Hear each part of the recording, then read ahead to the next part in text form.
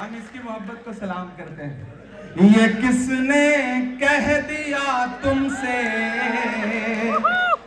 कि बस पंक्चर बनाते हैं। एक आवाज उठ के आई, देश की बहुत बड़ी कुर्सी पर बैठे हुए शख्स ने एक पूरी नस्ल को ये कहते हुए ताना दिया, मन से बुरा कहा, पंचर बनाना जैसा। मैं नाम नहीं लूंगा, नहीं आप समझ जाएंगे कि मैं नरेंद्र मोदी जी की बात कर रहा हूं। मैं शायर हूं पहले, बाद में सियासतदान हूं। मैं उन्हें और कुछ कहता, उससे अच्छा मुझे लगा कि मैं उनके नाम एक शेर कर दूं कि ये किसने कह दिया तुमसे कि बस पंक्चर बनाते हैं। तमाम नाम आपकी आंखों में उभर आएंगे जब मैं अगला मिसरा पढ़ूंगा, और यहां से वहां तक कोई भी हाथ खामोश ना रहे। ये किसने कह दिया तुमसे कि बस पंक्चर बनाते हैं। ये किसने कह दिया तुमसे कि बस पंक्चर बनाते हैं। वतन पर हंस के जो कट जाए ऐसे सर बनाते हैं। वतन पर हंस के जो कट जाए ऐसे सर बनाते हैं। मैं फिर से पढ़ता हूं शेर को, आपकी तालियों का शोर पहुंचना चाहिए वहां तक जहां तक मुझे पहुंचाना है। कि ये किसने कह दिया तुमसे कि बस पंक्चर बनाते हैं। ये किसने कह दिया तुमसे कि बस पंक्चर बनाते हैं। वतन पर हंस के जो कट जाए ऐसे सर बनाते हैं। वतन पर हंस के जो कट जाए ऐसे सर बनाते हैं। और जो मेरा छोटा भाई जिस शेर की फरमाइश कर रहा था, या जिस तरह के कलाम की फरमाइश कर रहा था, उसके नाम ये शेर कि गजल में हम भी कर सकते हैं हुस्नो इश्क की बातें।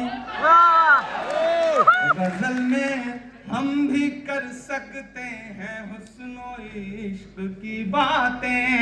गजल में हम भी कर सकते हैं हुस्नो इश्क की बातें,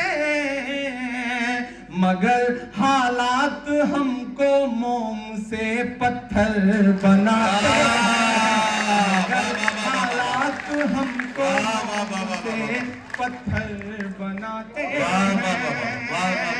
और एक शेर पढ़ता हूं, अगर आपको ये लगे कि आपका इमरान सियासतदानों की जमात में जाके बदला नहीं बल्कि आप जैसा ही है, जैसा आप सोचते थे वैसा ही है, तो मुझे उसी तरह की दुआएं भी चाहिए कि उन्हें बुलडोजरों के बाजुओं पर नाज है लेकिन,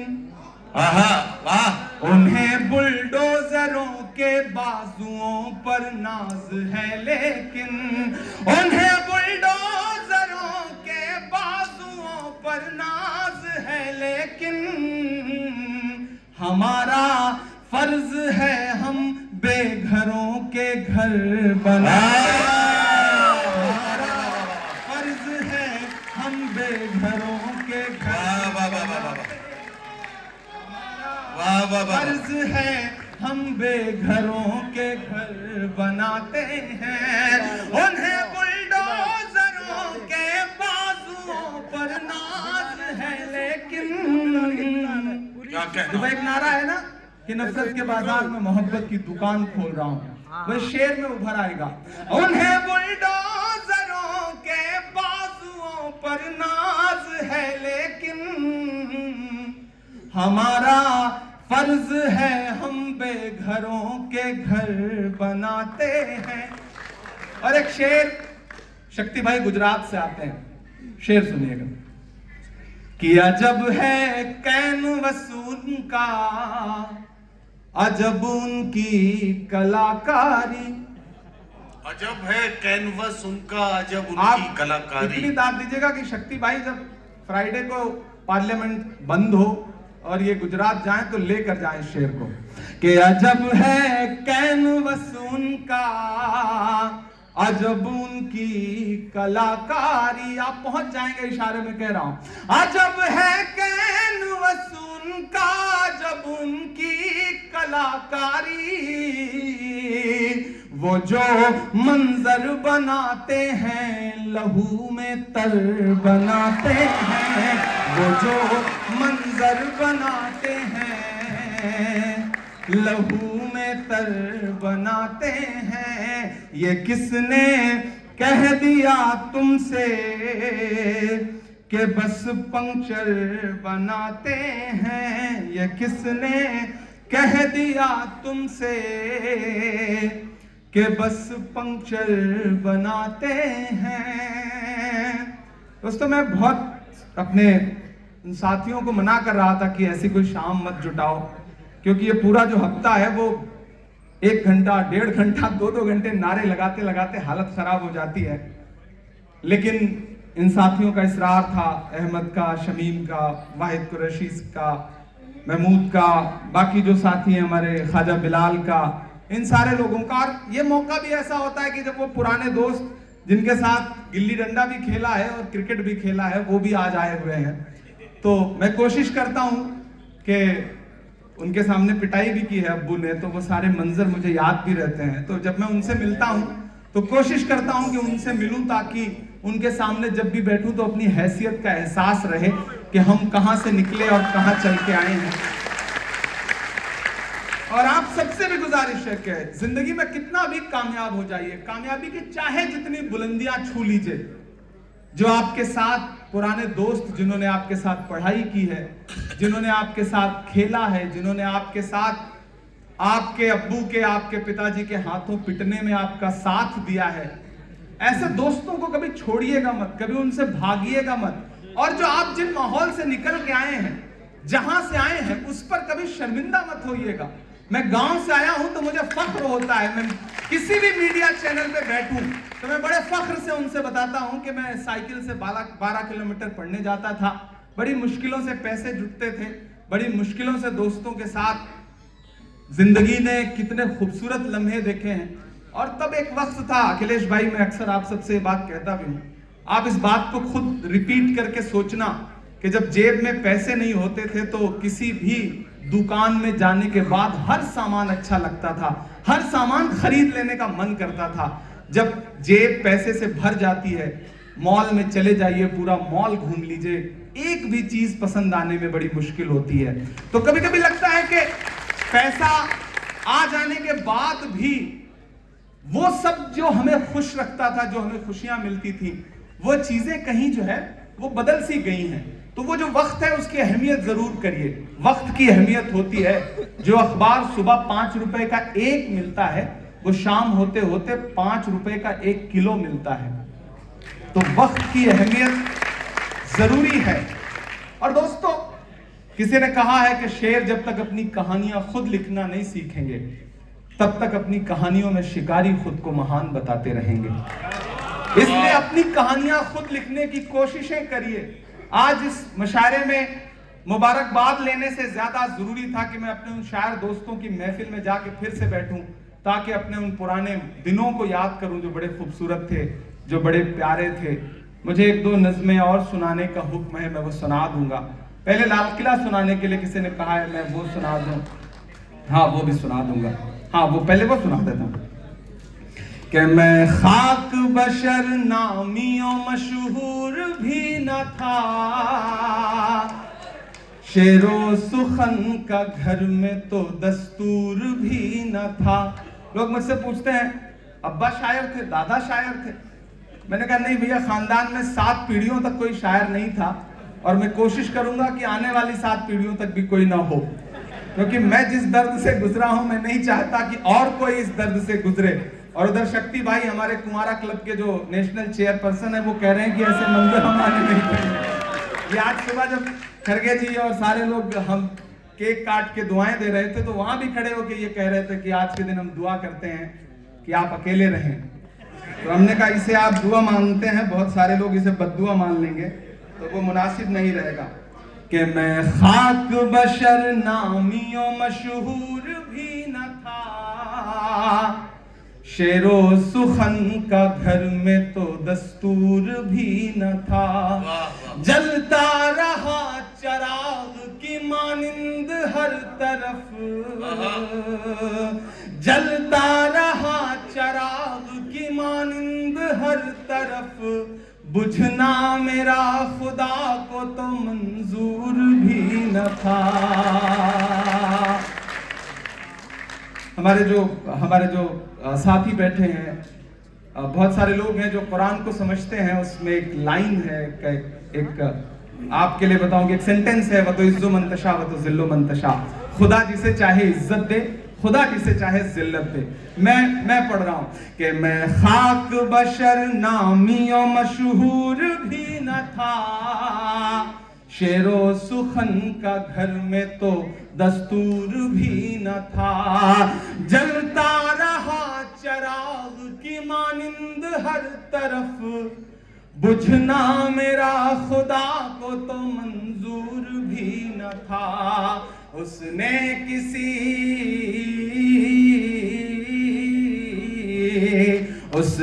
किसी मकाम पे बुझने नहीं दिया। वतुइज़्ज़ु मन तशा वतुज़िल्लु मन तशा, वतुइज़्ज़ु मन तशा वतुज़िल्लु मन तशा।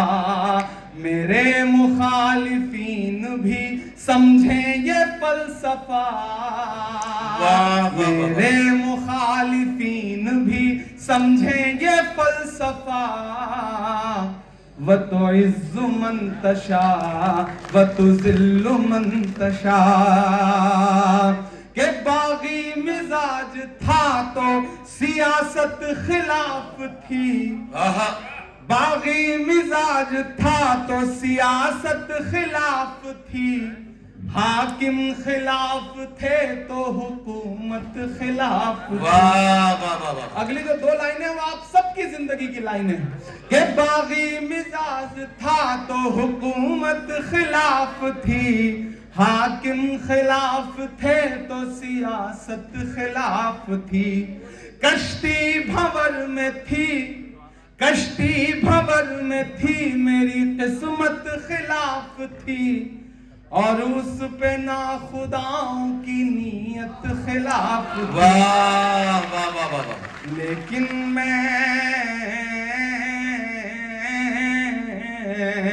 लेकिन मैं चीख चीख के सच बोलता रहा। वतुइज़्ज़ु मन तशा वतुज़िल्लु मन तशा। मेरे मुखालिफीन भी समझेंगे फलसफा। वतुइज़्ज़ु मन तशा वतुज़िल्लु।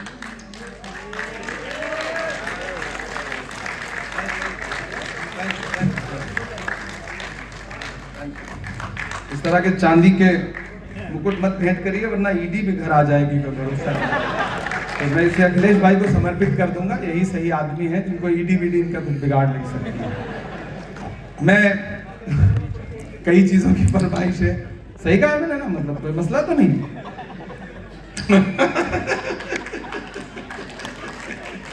कि झुलस रही है आग में दुनिया पानी लिख। वाह वाह वाह वाह वाह वाह। थोड़ी देर आप रंग में आ जाएं। अब तक मुशायरा सुना, थोड़ी सी कोशिश करता हूँ हल्की फुल्की शायरी भी जो मेरी हैसियत है वो सुना सकूं आपको। कि झुलस रही है क्या कहना आग में दुनिया पानी लिख। हम कलमकारों के नाम के झुलस रही है आग में दुनिया पानी लिख। झुलस रही है आग में दुनिया पानी लिख। झुलस रही है आग में दुनिया पानी लिख। मुश्किल के माथे पर भी आसानी लिख। मुश्किल के माथे पर भी आसानी लिख। और एक कागज पर बेबस माओ के आंसू। एक कागज पर बेबस माओ के आंसू। दुनिया में एक मुल्क है और उस मुल्क की तस्वीरें आपकी आंखों के सामने है। मैं ये शेर पढ़ रहा हूं कि एक कागज पर बेबस माओ के आंसू। एक कागज पर बेबस माओ के आंसू। एक कागज पर बच्चों की कुर्बानी लिख। एक कागज पर बच्चों की कुर्बानी लिख। और लिखने वाले दरिया को एक चिट्ठी भेज। लिखने वाले दरिया को एक चिट्ठी भेज। आप पहुंचेंगे वहां तक। लिखने वाले दरिया को एक चिट्ठी भेज। उसमें फिरौनों की कारस्तानी। उसमें फिरौनों की लिखने वाले दरिया को एक चिट्ठी भेज। उसमें फिरौनों की कारस्तानी लिख। और गूंगी तहरीरों को मानी मत पहना। गूंगी तहरीरों को मानी मत कहना। गूंगी तहरीरों को मानी मत पहना। मीडिया के साथी हों, बाकी कलमकार हों, मैं उनके नाम ये शेर पढ़ रहा हूं कि गूंगी तहरीरों को मानी मत पहना। गूंगी तहरीरों को मानी मत पहना। जो बेमानी है उसको बेमानी लिख। जो बेमानी है उसको बेमानी लिख। गूंगी तहरीरों को मानी मत पहना।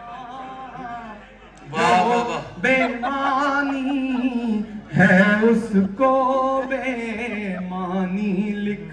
और मेरी नई नस्लों, आपके नाम मेरा ये पैगाम कि मायूसी के दलदल से बाहर आकर। मायूसी के दलदल से बाहर आकर। हाकिम उतना भी जालिम नहीं है जितना फिरौन था, और आप उतने भी मजलूम नहीं है जितना मूसा की उम्मत थी। कि मायूसी के दलदल से बाहर आकर। मायूसी के दलदल से बाहर आकर एक दफा फिर से दौरे सुल्तान। एक दफा फिर से दौरे सुल्तानी लिख। और अब वो नज़्म सुनाता हूं जो इन दिनों पूरे हिंदुस्तान में पढ़ रहा हूं, दुनिया में पढ़ रहा हूं और बहुत सुनी जा रही है। आगे जो साथियों, आप जहां हैं वैसे बैठे रहें, मैं सुना रहा हूं। आप आगे आएंगे तो भी मैं सुनाऊंगा, पीछे रहेंगे तो भी मैं सुनाऊंगा। लाल किला जिसका उन्वान है, जो नज्म पूरे हिंदुस्तान में पढ़ रहा हूं। एक बार आप ताली बजा करके मुझे माहौल दें। आपने जो तालियां बजाई हैं इसमें हमारे बाल बच्चे पल जाएंगे जो अभी पैदा नहीं हुए हैं।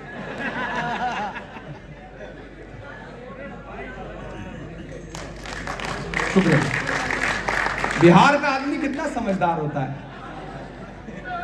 ये बिहार से हैं ताबिश भाई, और इनको पता है कि विजुअल कहां से आएगा, फोटो कहां से आएगी। बिहार का आदमी वाकई बहुत समझदार होता है। वो अखिलेश भाई, बिहार का एक आदमी जो है ना, वो पटना से ट्रेन में चढ़ने के लिए स्टेशन पे पहुंचा ट्रेन निकलने वाली थी तो बेचारा टिकट नहीं ले पाया, तो आनंद फानन में ट्रेन में चढ़ गया। अब थोड़ा सा ट्रेन चली होगी कि पीछे से उसने देखा कि टीटी आ रहा है। उसने मुसल्ला बिछाया और नमाज की नीयत बांधी। अब उसने सोचा मैं जब तक नमाज खत्म करूंगा 2 रकात, तब तक जो है टीटी जो है वो निकल लेगा। लेकिन टीटी भी पटना का ही था। उसने समझ लिया मामला, वो भी बगल की सीट पे बैठ गया कि ठीक है भाई नमाज खत्म करो फिर बात करते हैं। अब उसकी नजर किनारे से उसने देखा कि टीटी साहब तो अलग नियत बांध के बैठ गए, ये तो जा ही नहीं रहे। उसने जैसे ही 2 रकात नमाज पूरी की, इधर टीटी बढ़ने वाला था, उसने सवाल पूछना चाहा, इतने में फिर वो खड़ा हुआ मुसल्ले पे कि मैं नियत करता हूं 2 रकात नमाज दिल्ली तक। ये बिहार का आदमी है, ये काबू में आने वाला नहीं है, आप कुछ भी कर लो। और दिल्ली में बैठे हुए हाकिम को लगता है कि बिहार का आदमी काबू में आ जाएगा तो गलतफहमी के शिकार है। बिहार तो वो बिहार है भैया कि जिसने डोनाल्ड ट्रंप का भी वोटर आईडी कार्ड बना दिया। ये बिहार है। तो बिहार बताएगा अभी। मैं तो गया था बिहार में पिछले दिनों, अखिलेश जी ने कार्यक्रम में बुलाया था, तो वहां मीडिया के साथियों ने कहा नीतीश जी के बारे में क्या कहेंगे। मैंने कहा मैंने तो आते हुए एक रास्ते में एक भोजपुरी गाना सुना है कि छन छन बदले तोरे मिजाज रजऊ, उड़नबाज रजऊ, धोखेबाज रजऊ। मैंने कहा बिहार कितना समृद्ध है सांस्कृतिक रूप से, कितना कल्चरली रिच है कि यहाँ के लोक कलाकार ही नेताओं को निपटा देते हैं, बाकी की जरूरत ही नहीं पड़ती अपोजिशन की। तो बिहार की मोहब्बत को सलाम। मैं नज्म सुनाता हूँ, एक नज्म जिसका उन्वान है लाल किला। इन दिनों एक मुहिम चल पड़ी है, नाम बदल दो, हिस्ट्री से चैप्टर हटा दो, सड़कों के नाम बदल दो। एक सुबह सो के उठो तो इलाहाबाद इलाहाबाद नहीं रह गया, एक सुबह सो के उठो तो फैजाबाद फैजाबाद नहीं है, एक सुबह सो के उठो तो मुगल सराय इतने बड़े नाम में बदल जाता है कि नाम लेने में ही दिक्कत होने लगती है, लेकिन मुगल सराय नहीं। ये जो सियासत है, मुझे लगता है कि हम कलमकारों की जिम्मेदारी है कि दर्ज करें चीजों को, क्योंकि हाँ बिल्कुल वो इतिहास बदलने में आमादा है। तो मुझे लगता है कि वो जो तमाम इमारतें हैं, जो विरासतें हैं, वो अगर बोले तो शायद यूं बोले। मैं एक नज्म सुनाता हूं, विश्वजीत भाई ने और महाराष्ट्र ने चुन करके राज्यसभा में पहुंचा दिया, तो इन दिनों दिल्ली रहता हूं, तो कभी गाड़ी उठा के हम और शक्ति भाई आइसक्रीम खाने निकलते हैं, जो कि झूठ बोल रहा हूं मैं, शायर भी बोलते हैं, तभी बोल ही रहे थे थोड़ी देर पहले, तो ऐसा होता रहता है। तो हम निकलते हैं तो मैं कभी कभी उन दीवारों के आसपास से गुजरता हूं, तो मुझे ऐसा लगता है वो दीवारें मुझसे कह रही हैं कुछ। मैं लाल किले के करीब से गुजरता हूं, अभी 15 अगस्त को तो ऑफिशियली जाना पड़ेगा, आज ही फोन आ गया डिफेंस मिनिस्ट्री से कि आइए भाषण सुनने के लिए। हमने कहा हाउस में सुन सुन के पक चुके हैं, वहां भी आकर के सुनना पड़ेगा, तो कैसे काम चलेगा, लेकिन परंपरा है, निभाना पड़ता है। तो जब मैं लाल किले के करीब से गुजरता हूं तो मुझे ऐसा लगता है वो दीवारें कुछ कह रही हैं। मैं नज्म सुनाता हूं, आप सबकी दुआएं मुझे मिले। मैं लाल किला हूं, मैं लाल किला हूं, मैं लाल किला हूं। तैयार रहिएगा, अब तक आपने अलग मूड में सुना है, मेरे रंग में रंग जाइए। मैं लाल किला हूं, मैं लाल किला हूं, हिंदुस्तान में तुझे तोहफे में मिला हूं। मैं लाल किला लाल किला लाल किला हूं, मैं लाल किला हूं। ज्यादा दिन दूर नहीं है, जब कोई एक सच्चा आदमी वहां से भाषण दे रहा होगा तो मैं कोशिश करूंगा कि वहां खड़ा होकर के ये नज़्म सुनाऊं कि मैं लाल किला हूं, मैं लाल किला हूं, हिंदुस्तान में तुझे तोहफे में मिला हूं। मैं लाल किला लाल किला लाल किला हूं, मैं लाल किला हूं। अब मिसरे सुनिएगा कि मेरे बनाने वालों से नफरत भी है उनको, मेरे बनाने वालों से नफरत भी है उनको, और मेरी दीवारों से मोहब्बत भी है। ज्यादा दूर नहीं है हम लोग ना लाल किले से, तो पहुंचाइएगा सदाएं वहां तक कि मेरे बनाने नफरत भी है उनको और मेरी दीवारों से मोहब्बत भी है उनको। सदियों की गवाही है मेरी लाल दीवारें, भारत की सिपाही है मेरी लाल दीवारें। सदियों की गवाही है मेरी लाल दीवारें, सदियों की गवाही है मेरी लाल दीवारें। देखा गया एक ख्वाब हूँ मैं शाहजहां का, देखा गया एक ख्वाब हूँ मैं शाहजहां का, तामीर कामयाब हूँ मैं शाहजहां का। तारीख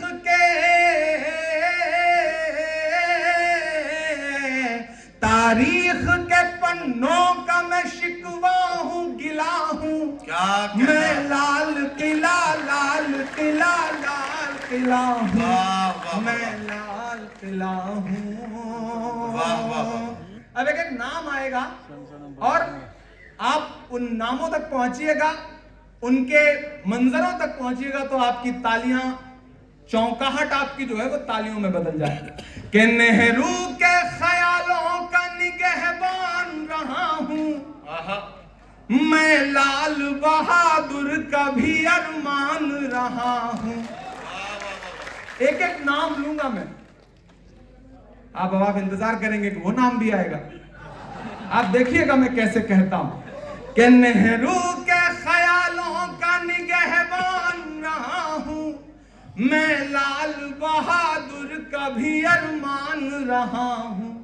राजीव अटल सबके हूं अल्फाज समेटे, अगली लाइन पे तैयार रहना दिल्ली वालों, कि राजीव अटल सबके हूं अल्फाज समेटे, खामोश सा मनमोहनी अंदाज समेटे। क्या कहना, क्या कहना। जो लोग बैठे हैं, जो लोग खड़े हैं, सबको शामिल करता हूं अगले दो मिसरे में। कि नेहरू के ख्यालों का निगहबान रहा हूं, मैं लाल बहादुर का भी अरमान रहा हूं। राजीव अटल सबके हूं अल्फाज समेटे, खामोश सा मनमोहनी अंदाज समेटे। मैं ये देखो, डॉक्टर मनमोहन सिंह साहब को इससे अच्छी श्रद्धांजलि नहीं हो सकती। ताली बजा करके हम उस बड़े इंसान को याद करते हैं। जिस दिन वो, मैंने एक वाकया ट्विटर पे शेयर किया था, जिस दिन मैं मेंबर ऑफ पार्लियामेंट बन के पहली बार पार्लियामेंट में पहुंचा, उस पल मेंबर ऑफ पार्लियामेंट बन के पार्लियामेंट में पहुंचने से ज्यादा मुझे खुशी इस बात की थी कि मेरी जो सीट अलॉट हुई थी, जब मैं उस चेयर पे पहुंचने के लिए बैठा तो मेरे बगल में एक नेम प्लेट लगी थी, उस नेम प्लेट पे लिखा था डॉक्टर मनमोहन सिंह। मैं खुशनसीब हूं, क्योंकि वो बीमार रहते थे तो आखिरी सीट उन्हें अलॉट हुई थी। Thank you, thank you. तो मैं खुशनसीब हूं कि नाम के लिए ही सही, उनके नाम के साथ मेरा नाम कुछ दिनों के लिए लगा रहा। वो मेरी जिंदगी का बड़ा खूबसूरत लम्हा था, जिसकी खामोशियों का भी मेयार था। फूल को फूल था, खार को खार था, सबसे ज्यादा असरदार सरदार था। कि नेहरू के ख्यालों का निगहबान रहा हूं, मैं लाल बहादुर का भी अरमान रहा हूं। राजीव अटल सबके हूं अल्फाज समेटे, खामोश सा मनमोहनी अंदाज समेटे। अब तैयार है ना कि मैं इंदिरा के जज्बे सा फौला, ये वक्त के हाकिमों के नाम मेरे ये मिसरे हैं, कि मैं इंदिरा के जज्बे सा फौलाद रहूंगा, आबाद था आबाद हूं आबाद रहूंगा। कि तारीख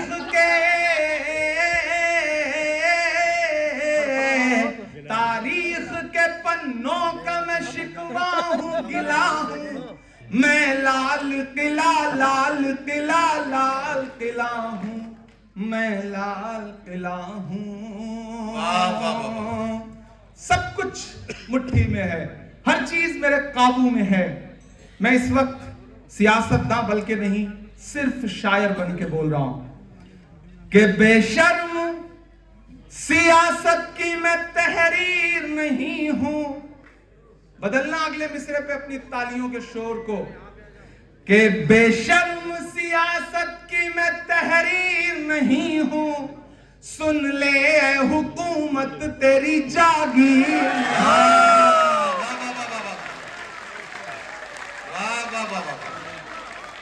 जिन्हें ये लगता है वो इक़्तिदार पे बैठ गए हैं तो हर सांस उनकी मुट्ठी में है, मैं ऐलान करता हूं कि नहीं, ऐसा नहीं है कि बेशर्म सियासत की मैं तहरीर नहीं हूं। सुन ले हुकूमत तेरी जागीर नहीं हूं। नफरत के समंदर में मैं खो ही नहीं सकता। मैं एक किसी रंग का हो ही नहीं सकता। और अब तक जिन्होंने हाथ नहीं खोला उन्हें भी कसम है अगले 2 मिसरे पे कोई हाथ खामोश नहीं रहेगा कि नफरत के समंदर में मैं खो ही नहीं सकता। मैं एक किसी रंग का हो ही नहीं सकता। अंदाज मेरा मस्त मलंगा ही रहेगा। तैयार रहना कि अंदाज मेरा मस्त मलंगा ही रहेगा। गुंबद पे सदा मेरे तिरंगा।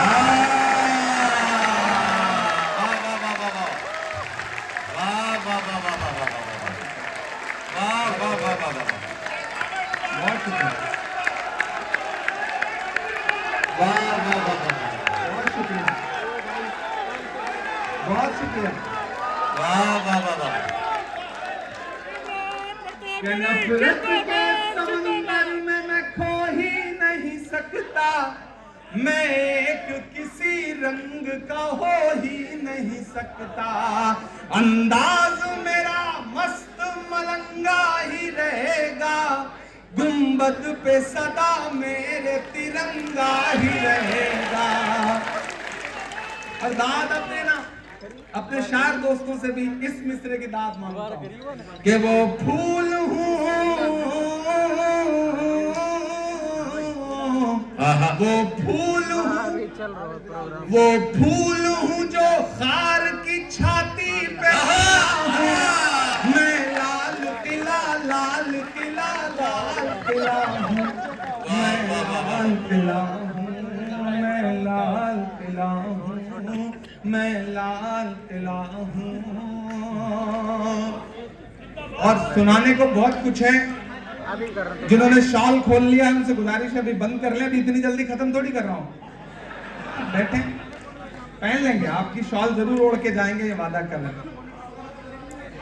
आखिर में आप जानते हैं मैं हाँ सब सुना रहा हूं। अब थोड़ी देर आप खामोश हो जाएं। अब तक दाद दिया है आपने, अब मुझे आपसे दाद नहीं मांग रहा हूं, अब मैं आपसे दुआ मांगता हूं। मैं एक नज्म नहीं सुनाऊंगा तो मुझे लगेगा कि मैंने अपना हक नहीं अदा किया, अपना फर्ज नहीं अदा किया।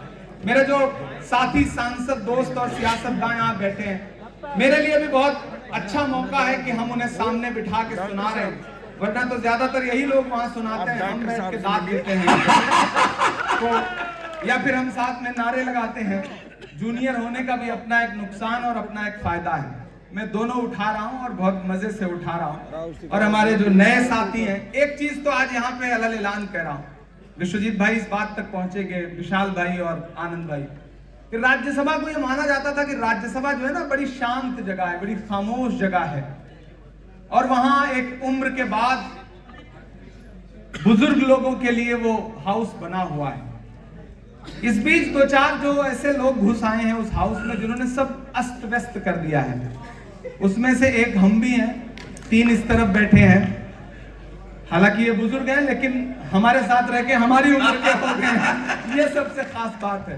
तो गुजरात, यूपी, बिहार, तेलंगाना, वो जानते हैं कि इनके साथ, इनके सामने मत आना। वो सारे मिलके नारे लगाते हैं और इधर से हम 3-4 लोग नारा लगाते हैं। और जो मुशायरों में आपने मेहनत करवाई है वो इतना काम आ रही है वहां पर।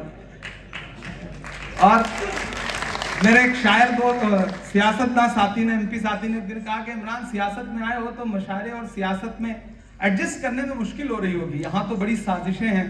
मैंने कहा आप गलतफहमी के शिकार हैं, हम जहां से आए हैं वहां इसका हम वहां से झेल के आए हैं, वहां से इतना झेल के आए हैं और इतना समझ के आए हैं कि अब सियासत में आके साजिश, हर साजिश छोटी लगती है और लगता है इससे तो निपट लेंगे। जब वहां से निपट के आ गए तो पूरी तरह से सीजन होके आए हैं। हाँ, पूरी तरह से आपने ग्रिल्ड करके भेजा है और आपने अपना सबसे अच्छा वाला प्रोडक्ट उधर भेजा है, तो आप बिल्कुल मुतमईन रहिए, हम आपको मायूस नहीं करेंगे इंशाल्लाह।